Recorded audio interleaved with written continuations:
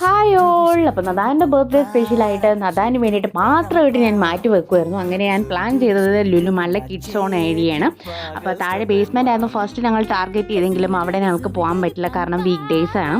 അപ്പോൾ വീക്കെൻഡ്സ് അല്ലെങ്കിൽ സാറ്റർഡേ സൺഡേസിൽ വേണം നമുക്ക് താഴെ ബേസ്മെൻറ്റിൽ പോയാൽ നമുക്ക് കുട്ടികളെ കളിക്കാൻ വിടാൻ പറ്റും, കാരണം പിള്ളേരുണ്ടാവും, നമ്മളെ മുതിർന്നവരെ ഒന്നും കേട്ടില്ല.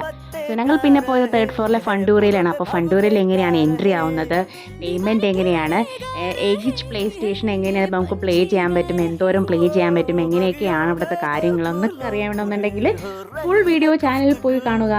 അപ്പോൾ നിങ്ങൾക്കും നിങ്ങളുടെ കുട്ടികളെ കൊണ്ടുപോകാൻ വളരെ എളുപ്പമായിരിക്കും. അത്രയും ഡീറ്റെയിൽ ആയിട്ട് എല്ലാം എക്സ്പ്ലെയിൻ ചെയ്തിട്ടുണ്ട്.